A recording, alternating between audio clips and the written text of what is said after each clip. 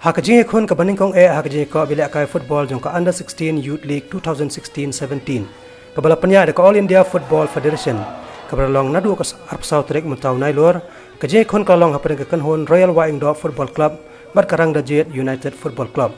Hak ni ka jing khun bala pelong Hamadan Mini Stadium ka bahamolai put mauri wala kirang ile ka jong baro artli ki kan hon nadu basdang kila ile ka te banyot thap gol bat Punjab bila ka kan hon